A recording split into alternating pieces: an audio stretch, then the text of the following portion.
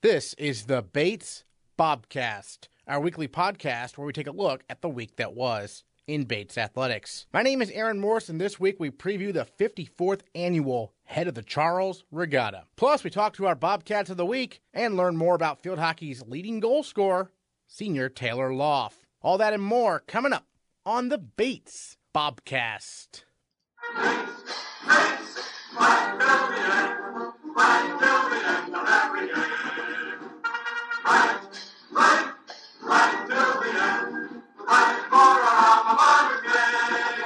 The field hockey team got the week started with an 11-0 win last Tuesday over Maine Farmington. It's the most goals the Bobcats have scored in one game this century. Then Bates defeated Southern Maine 5-0 on Thursday before falling 3-1 at Amherst on Sunday. Senior Taylor Lough tallied 4 goals on the week, giving her a team-leading 7 on the season and 27 in her career. Checking in on the Bates field hockey team with senior Taylor Lough here on the Bobcast. And, well, first of all, Taylor, there's 3 regular season games remaining, 2 NESCAC games remaining.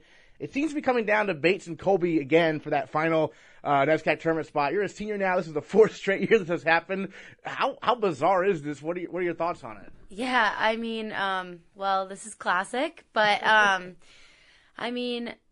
think Colby is always a really great competition. So to me, it's kind of exciting. I mean, I wish that we had put ourselves in a position this year and other years where it didn't come down to a game for our playoff position.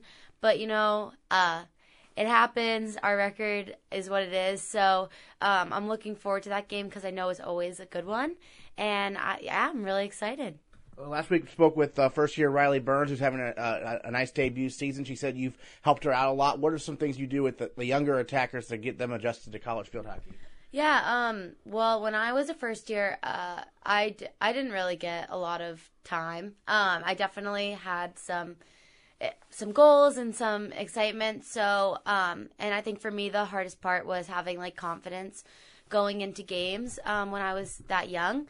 So I try and just pump them up and give them really specific feedback. And, I think it's one thing to say good job, but it's another thing to say, hey, that was a really good shot. It was a really good spot to hit, really good placement. So just trying to give everyone specific feedback and make sure they know why they're important members of the team.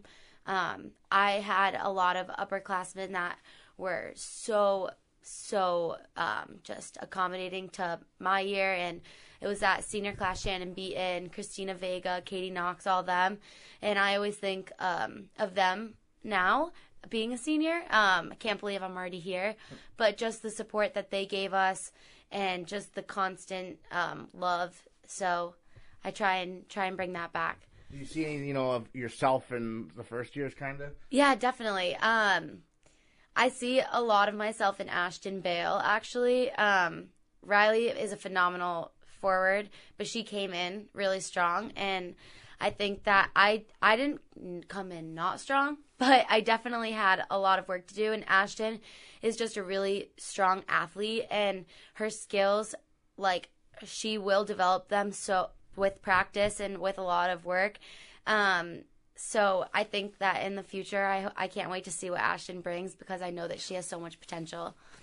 Terrific. And then midweek games this past week, 11-0 over Maine Farmington, 5-0 over Southern Maine. I mean, that's a lot of goals for field hockey, right? What was that like?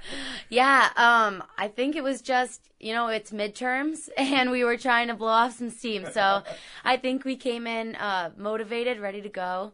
And, when you have an opportunity to score goals, we've been working on that mentality, teams want to crush us, so we should want to crush other teams. And I think that we put that into action, and we had a lot of goals, but it wasn't all from the same people, which is a great thing to see. It's from multiple people. And, I think it just shows how deep our bench goes and how strong our team is together. They were awesome wins and huge, huge wins. Danny, you touched on the fact that you're, what stands out about you is kind of, all the work you put in. And you mentioned that as well. You've had to work a lot since being a first year to get to where you are now. Maybe in the off season when you can't practice with the team necessarily, in the summer or something, what are you doing to make yourself better for the fall? Yeah, I don't really take that many off days in the summer. after my freshman year, I helped coach Danny's club team. And so I kind of went back to the basics of the field hockey skills. And when you teach players to do certain things and play a certain way, you have to yourself play that way. So in order to hold those girls accountable, to stay low and to have their hand away from their bodies, I myself had to work on that. And so I really took in a lot. It actually was really helpful to go back and coach because I myself was working on these basic skills that I hadn't yet mastered. So I was able to take that into my off season and then eventually into my summer training. And my friends in the summer just think I'm absolutely crazy because I'm constantly working out and bettering my field hockey skills and just overall my athletic shape and abilities. I take very few off days, and I take very few days off without my stick. So most of my workouts will consist of some sort of field hockey stick work, if not just playing against other field hockey players, specifically NESCACs. We do a lot of summer league. And I think that what's important is that to know it's like you can be in a position of success on the team if you want to be. If you want to put in the work and put in the crazy hours spent mastering your skills, working on just speed and change of direction, then you can. So that's been something that I've dedicated my time to. Another thing is just, I think, finding kind of my niche on the team and what I brought that separated me and set me apart from not just players on my team, but other players in the NESCAC. And that for me was my speed, and specifically my speed on the ball. And so when Danny had told me, at the end of my freshman season, we really want you to work on carrying the ball with speed because you are faster than almost everyone in the NESCAC. I really took that to heart, and I did a lot of speed training and with speed training with the ball. I remember I would always be training alone just because it's summer, and I would throw the ball I would be standing at the 50, and I would throw the ball ahead and run onto it and carry it to the baseline. And then eventually I worked on doing that same thing and then curling and running the baseline myself. And then eventually I worked on going the baseline and setting the cross ball, and just all things that I've implemented into game day. I've spent so many hours working on in the summer. And I think that just goes to show if you want to put in the time and if you want to put in the practice, then you'll see success on game day. That's great, and you're a senior, and obviously we touched on that. It sounds like coaching might be in your future. Is that something you... I don't know. I'm someone that I am not saying no to any opportunity that comes my way. We'll see. I don't know. Excellent. Well, field hockey got a home match this week, Thursday at 7 o'clock against Endicott, and then this podcast coming out on Tuesday, so a week from tomorrow. Of course, the big one with Colby Taylor Lough. Thanks so much. Thank you. The soccer teams win a combined 2-0 last week. On Wednesday, the men's soccer team defeated Thomas College 1-0 on Jared Reeber's first career goal. Then the women's soccer team defeated Elms 1-0 on Sunday, thanks to sophomore So Kim's goal, her team leading fourth of the season. The men are 8-4 overall and have a huge conference showdown with Bowdoin this Wednesday at 3 p.m. And Reeber joined the Bobcast to talk about the team's success so far this season on and off the pitch. Well, Jared, your first career goal there at Thomas College for the 1-0 victory for the Bobcats. Take us through how it happened. Yeah, so it was actually my first touch of the game, so I got on the field at right field during a throw-in. And I was actually tying my shoe because my shoe was untied, and the ref said to keep playing, so I had to go on, with the shoe untied. Comes in with the throw and bounces kind of middle of the box, and I headed in back right post, and it was kind of surreal in the moment. First touch of the game didn't really settle in until about 20 minutes after, so it was a really great experience. And then for you personally, obviously, when did you first start playing soccer? Have you always played on defense? Started playing around, the age of 6, and I played kind of all around the pitch, wherever the coach kind of saw me. But then, I came in high school, and coming into Bates, I played defense, center back, then moved to right back. So, Gotcha. Yeah. Well, and what appealed to you about Bates when you were first looking for schools?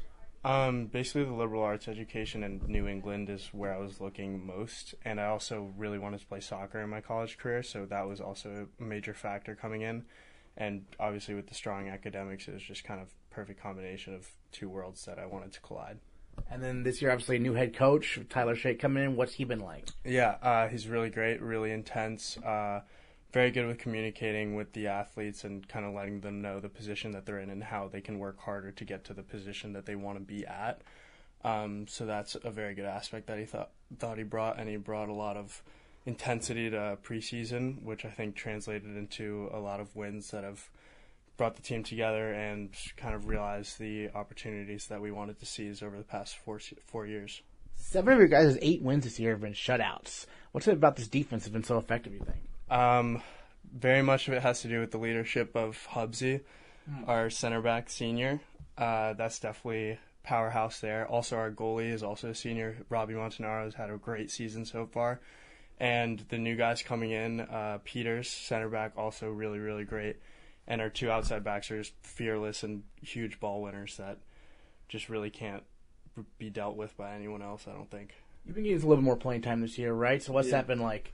That's really great. It's a little nerve-wracking at first, but, after like 5 minutes on the pitch, you kind of get going. And then having the teammates support you is really huge and critical.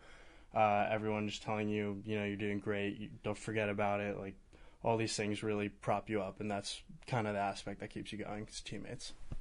Big match this week, obviously, at Bowdoin. The rival, you guys have had some close matches during your time here, haven't you? Yes, we have. Very close. Neck and neck every year. What's that rivalry like from a soccer perspective? From a soccer perspective, honestly, it's not any different from any NESCAC team that we play, in my perspective. I think we go into every NESCAC game with that same fire that we would, Bowdoin, Amherst, Tufts, Colby, whichever it is. It's the same kind of intensity no matter what, no matter who we're playing. So at their field, what's their field like? Is it like Russell Street or was it turf? I wouldn't say it's like Russell Street. I don't think anything is like Russell Street, right. But it's a nice field in like middle of the woods, and but I mean either way, we don't really focus too much on the playing of the field. We kind of just focus on our level of play and how we're coming into the game. This week in practice here, what has been the focus yesterday and now today? A lot of it has been transition between defensive shape and attacking shape. So defensive shape getting in tight, and then when the ball's in our when we gain possession of the ball, we're opening up, especially the wingers, high and wide, and kind of getting in behind, runs in behind the back four is what we've been focusing on a lot. Great. You were all academic last year, so what's your focus studying-wise here at Bates? Studying-wise, also Coach Tyler has implemented study hall, which is every Monday to Thursday at 7:30. The whole team gets together in the library for about an hour and a half, and that's been really crucial just in that, sometimes you have readings that you don't necessarily have to do, but because you're in the library with this time, you devote it to something that you wouldn't usually do, so you get ahead, which is super, super critical in, getting good grades, and also just having the whole team there working together helps everyone kind of achieve their goals in the academic field. Great. What are you studying specifically? I'm studying politics and concentration in economics. Is that what you planned on studying when you come in? No, not entirely. I think I was first econ, but as the econ majors will tell you, you kind of get weeded out over time. So that's what happened to me, and pretty happy with the decision, though. Well, obviously, yeah, you made good adjustments, right, because you got all academic last fall. So what adjustments did you make kind of in the classroom? Going to class is the first thing everyone should always do. Step. Yeah, it's a good step. Going to class and honestly just whatever they assign you, just do it, because ultimately that's all you have to do to kind of do well. You don't need to dedicate that much extra time. You just complete the assignments, complete what you're supposed to do, and you'll do well ultimately.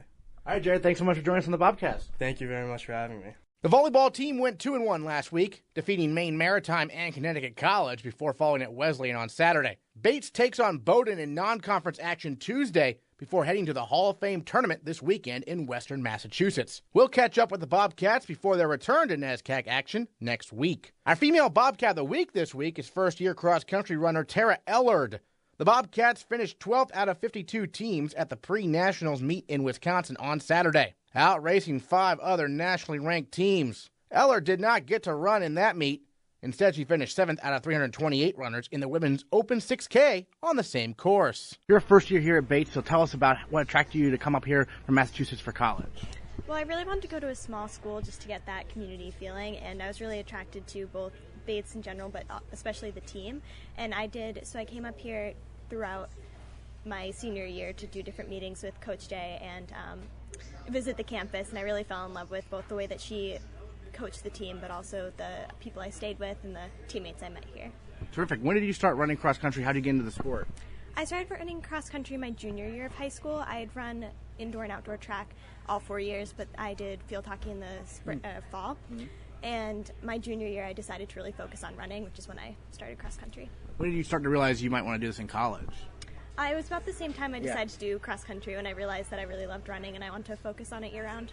I know one of the emphasis that Coach Jay puts on is that cross country and then also track, right? So what events are you looking forward to for when track season comes around? I definitely want to do the longer distances, and I'm excited to try some of the even longer distances than we had in high school, so kind of experiment with those races. And so track kind of led you to cross country, right? Where you, when you first got into it, what was the biggest adjustment you had to make? It was definitely switching from the longest race I'd run in track was a 2 mile, so switching from the 2 mile to a 5K was pretty big difference, and so just kind of learning how to run those longer races. Obviously, and it's different conditions, to say the least. I believe one of your teammates lost her shoes or something last weekend? Yeah, my teammate Abby Hamilton, she lost both of her spikes in the mud. It was so deep. She had to just keep running, what, in socks? Or? Yeah, she ran the race in her socks. She finished, but it was pretty crazy. How did your race go? Obviously, you ran a different race. Tell us about what happened. You mentioned the mud. It was some weird conditions? Right? Yeah, throughout the last couple of weeks, Wisconsin has been getting a lot of rain, which made the golf course that we ran on pretty waterlogged. And so because it was so muddy and so the course was so destroyed, they had us run 2 different races. So the top 7, they ran in like the pre-national race, and then we took 10 people, so 8, 9, and 10 on our team ran in like the open 6K, which was a race afterwards, and so that's what I ran in. And so how'd that race go? Obviously you finished pretty high up, right? Yeah, I finished 7th. It was a pretty good race. It was nice that because we were running in a race with like the 8th, 9th, and 10th runners on teams, it was pretty easy to kind of pace with people because they were all around my speed, so it was a nice field of athletes along with me. What's been the biggest adjustment from high school to college, whether it be cross-country wise or maybe even academically? The biggest adjustment is probably in cross-country would be just the mileage. We're doing a lot more training than I ever did in high school. And academically, it's definitely just time management. People told me that they find running to be quite relaxing. You can get out there and kind of forget about the stresses from the classroom. Do you find that also? Oh, definitely. We have our practices at 4 o'clock after we're done with all our classes, so it's nice to kind of do something different than academics and kind of get off. We usually go off campus for our long runs at Pinelands, so it's nice to be somewhere different and do something different.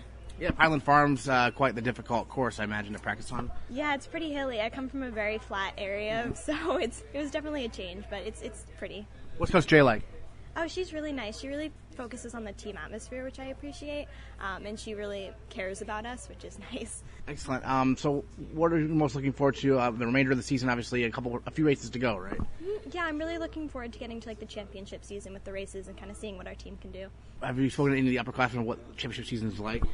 Yeah, no, they've been talking about it a lot. It usually our team gets a lot smaller in those races, so it's nice, like, we're all running together, and it's a small group of us, and I'm excited for that. Yeah, are you about where you expected to be in terms of, within the team? Yeah, I really didn't come in with much expectation, so it was a bit surprising, but also exciting. We know Katie Barker's been kind of the lead runner this year. What have you maybe learned from watching her as her being a senior?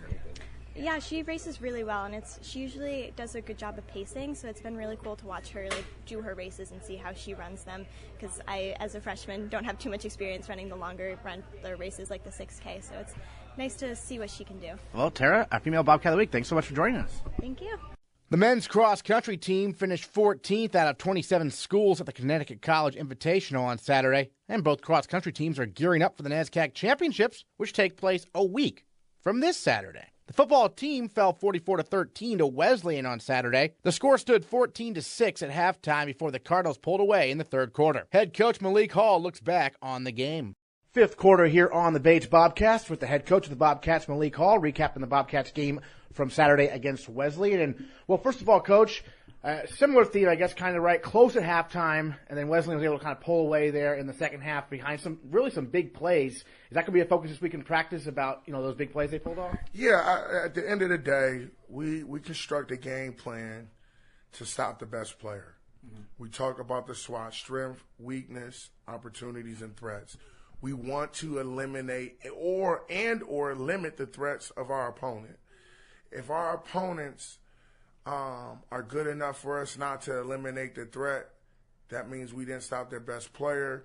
Therefore, their best player has a lot of big plays, and the result of big plays, unfortunately, is not a win. And we need a win right now. I mean, for whatever I can say about our team right now, if we do not show up, we can't get the result we want. Against Wesleyan, I think Wesleyan did a great job. They made their adjustments at halftime like every team in our league has. We make our adjustments. We cannot out-execute a team with our adjustments. But that's the way the cookie crumbles, unfortunately, and that's how that game ended. You know, Razor Ramon had a big scoop and score. If you think about when that happened in the game, if the game was a possession or so away, that's a momentum swing. Right. But because the game was so far away, we couldn't even use that momentum. I thought Tyler Harrington had a good game. He had 6 tackles. He had some tackles for loss. He's forced that fumble. What are you seeing from him this year, his senior season, as a guy who's playing like kind of a linebacker role this year, right? Tyler is a captain. He is everything you want in your senior captain. He's a quiet leader. When he speaks, they listen, but he is a leader by example, and he's a service leader on top of. So you add all of those things into it. I mean, it's no surprise that he shows up for us. He did have a heck of a game. And as we continue to build, we've tried to put him in positions to carry the bulk of the weight of the game plan, and he does a great job. But he's one guy, and if you're only as good as your one guy, and there's only one guy, you're not that good.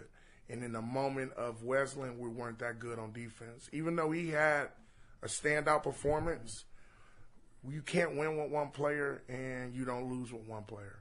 It's every player that's out there that's not putting a collection of plays together to win or lack thereof.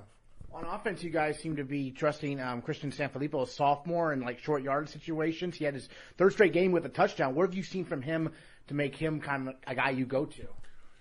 You know, he has I call him an Italian stallion because he goes about his day like Rocky does. Like he's small, he's compact, he can take a beat and keep running very, very hard.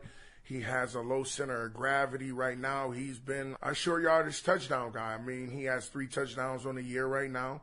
And I'm proud of him and happy for him. And as he develops in this program and as he develops as a running back, it's always good. Anything that happens on that football field that's good is an opportunity for me to show him, okay, this is good, but now that's your enemy. So right now, you're a short yardage back. We need to find a way to make you an every down back too. Well, speaking of that, you rotate, 3 or 4 guys in there in that running back spot. Jason Lopez finally got on the field this year. What's been his development, coming back from this injury? Well, we tried to, one of the things I'm learning as a new head coach is to not try to put all the weight on our guys immediately when they come back.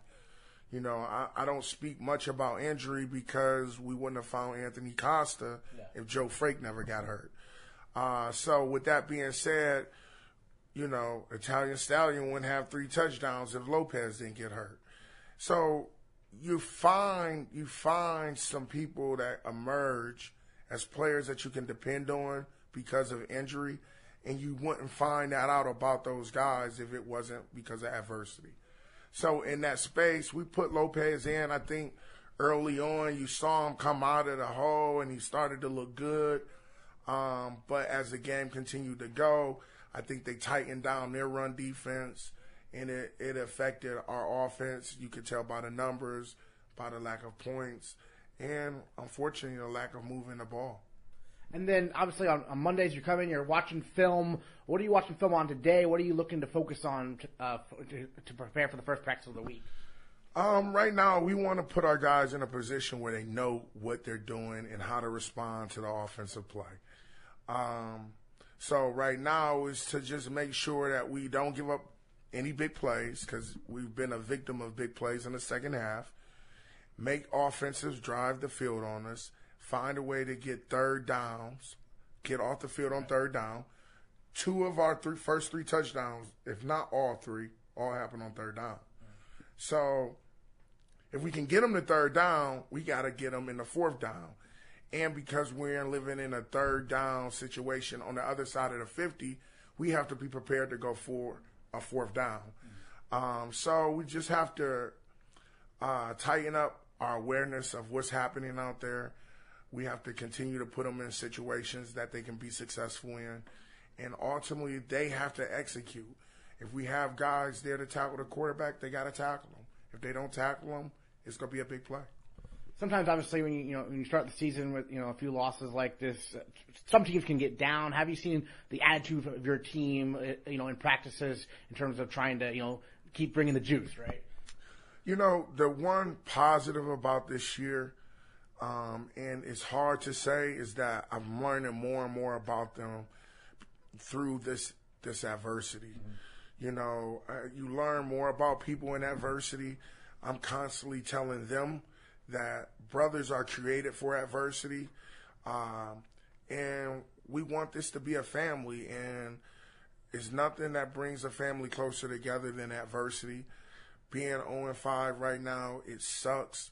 However, they're learning more about me and my resiliency and not turning against them and saying, hey, you guys all stink, right, versus, guys, we got to get better. We took a step back today because we should have taken a step forward, last week, and we just didn't. And that's the disheartening part and the frustrating part for them and for us as a coaching staff. But it's more important that they understand where they went wrong, how we can fix it, and move forward. As difficult as it is to move forward, knowing that you've been playing better and better every week, and then it just bottoms out on you, that's something that's hard to swallow from player and coach alike. But that's the reality that we have to live in, and we have to find a way to overachieve because right now I believe we underachieved last week.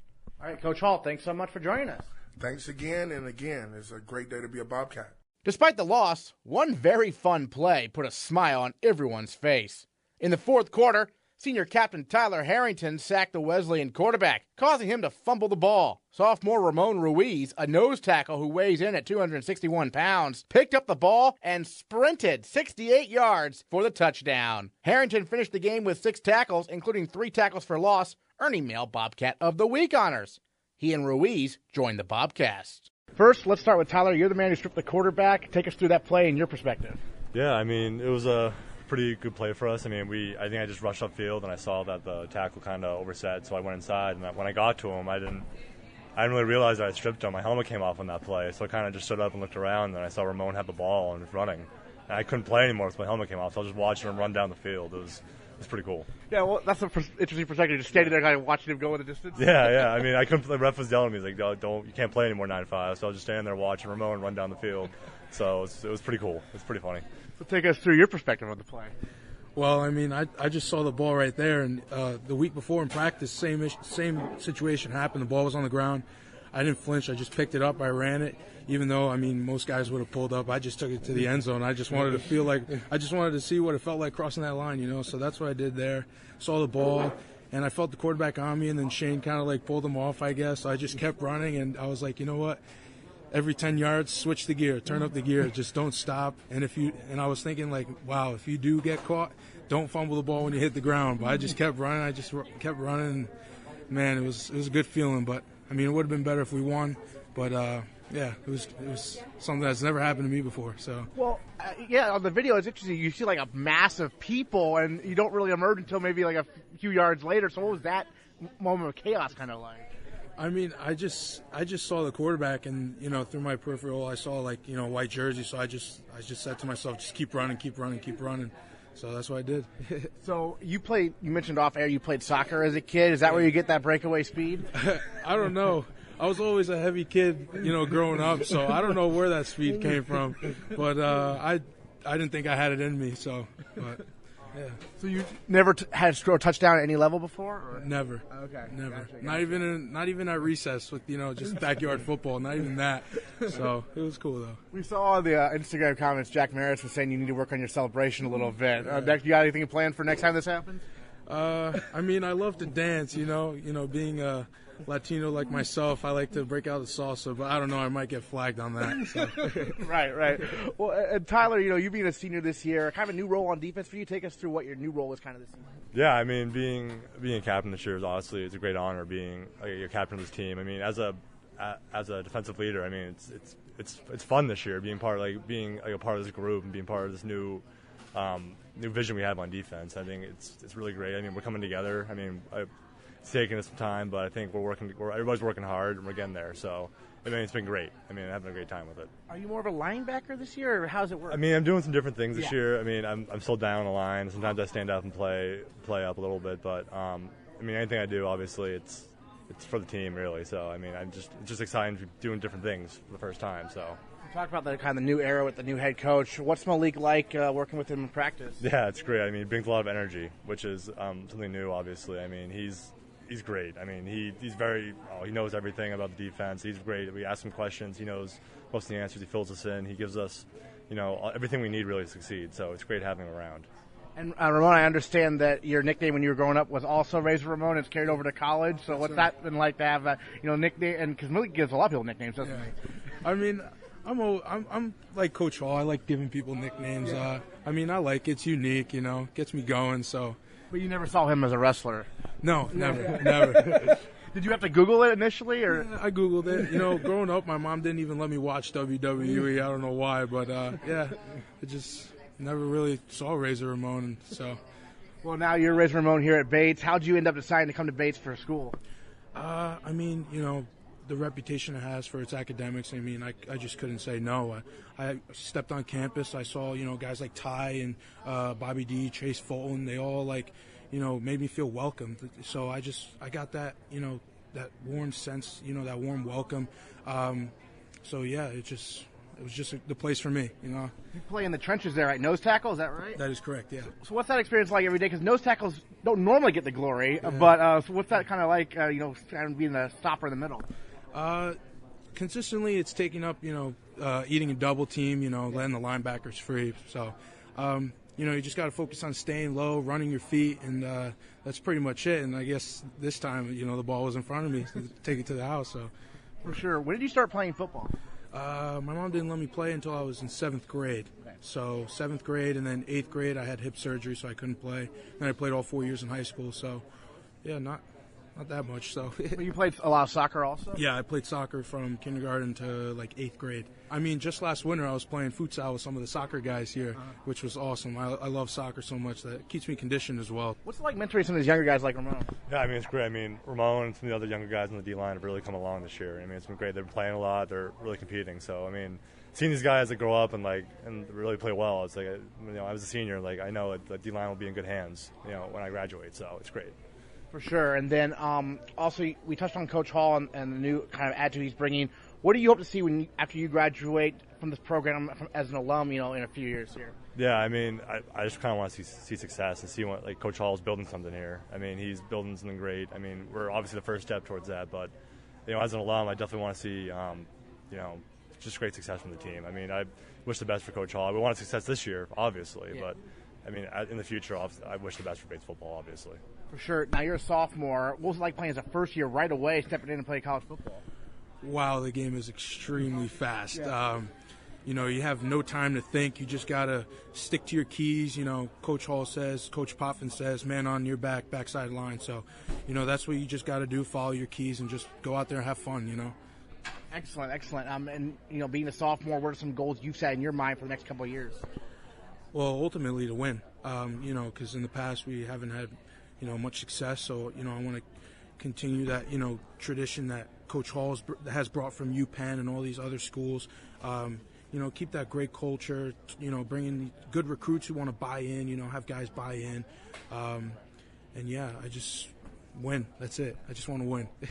There you go. Well, the Bobcats travel to Middlebury this Saturday. Tyler, Ramon, thanks so much. Thank you for having us. The rowing teams compete in the Head of the Charles Regatta this Sunday in Boston. Last year, the women's first varsity 8 set a collegiate 8 course record on their way to a first-place finish. Meanwhile, the men's first varsity 8 finished third, their best finish ever. So, head coach Peter Steenstra, any pressure to repeat those performances? I'm sure the kids feel the pressure quite a bit, but it's not like we've been training through this fall with that specifically in mind.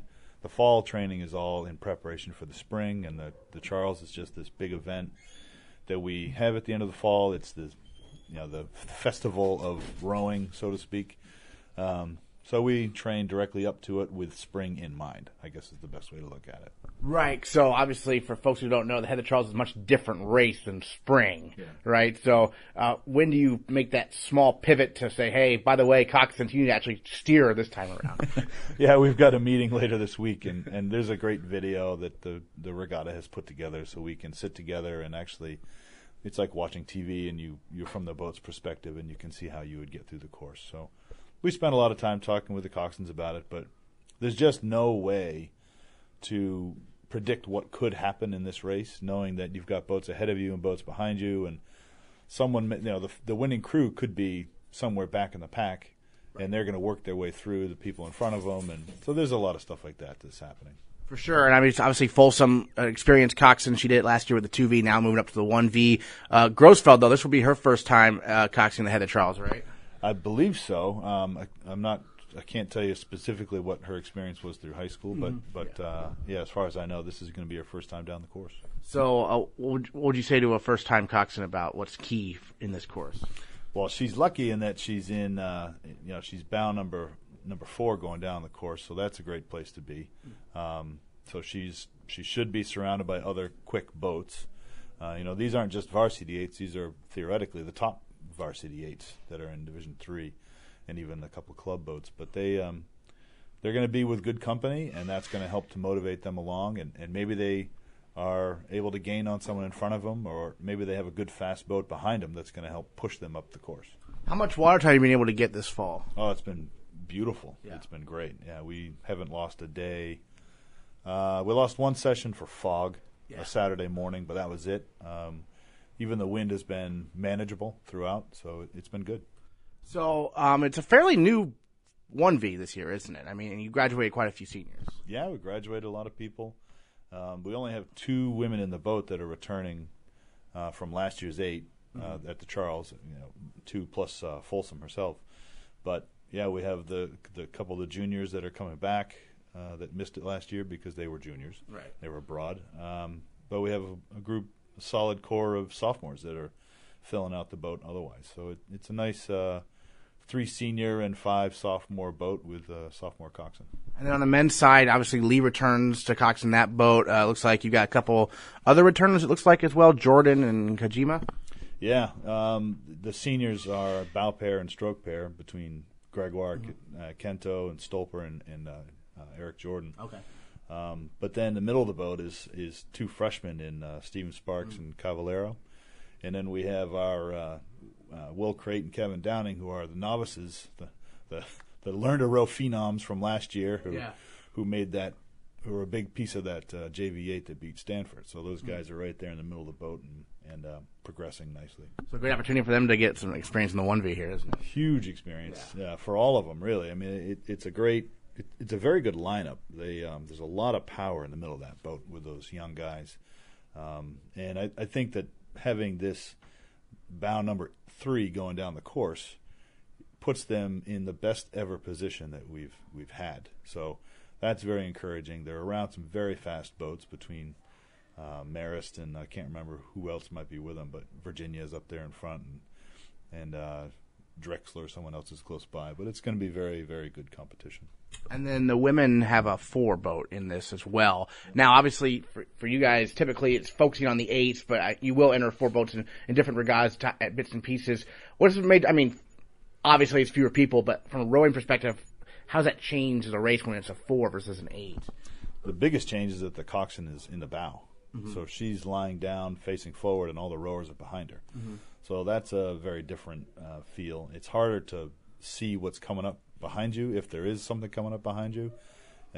It's a little more difficult to to set up your turns because all the oars are behind you. So you have to have a real good spatial awareness. You know, those blades are 13 feet long, and so they're sticking out to the side of the boat. You're lying down there, and you're 8 inches off the water. Your eyes are 8 inches off the water, and you've got to make sure you've got enough distance between you and the bridge or you and any boat that you're passing to make sure that you're not going to clip your oars. So what makes Session an effective forecox? She's spent a lot of time in the fore, so she's pretty comfortable with it, and she's gotten to know this group pretty well. She's been, there along the entire process through the fall making this boat. So she and Coach Haley have been working hard to kind of put together the best boat, and Sation's just prepping herself to get down the course. We'll see how that goes. Terrific. And then for those who don't know, Heather Charles, obviously very famous in the world of rowing. I mean, it's the largest regatta around, pretty much, isn't it? Yeah, I mean, it's the largest 2-day regatta in the world, I think is how they say it. But, if the weather's good, you could have many hundreds of thousands of people. Yeah. I know that last year was one of the best ever, and I believe they topped 400,000 estimated as far as the 2 days. Close to 450,000 people were there. It was beautiful. And this year is not looking to be quite as nice. It's going to be much colder, and we're strong headwind, whereas last year was warm water and a very nice tailwind. Right. Last year records were falling all over the place, weren't they? Yeah, I don't remember the total number, but it was maybe 15 or 16 records dropped, and our women destroyed that record by a huge margin. So we don't foresee that happening again this year, but being bound number one, they should have a good run down the course. All right, I guess they got to go first because they won last year. They won it last year, so and that's great for our women, and that's great for Folsom, who gets to kind of just put that whole course on a rope, find the straightest line possible, and get the crew down there. It's oddly difficult in that it requires the 8 rowers to really just find something internally to push them down the course, because for all they know, whoever the second bow number is, that might be a bad boat for them this year. Right. Maybe they graduated a huge class and all their juniors are abroad, so it could be a less than stellar boat for whoever that school might be. In which case, if we start to feel we get overconfident when we see that bow number 2 it just falls off behind us, then it could be anyone else in the middle of the course that ends up getting the best time. So they have to be able to really remain resolute throughout the entire piece and really push themselves hard.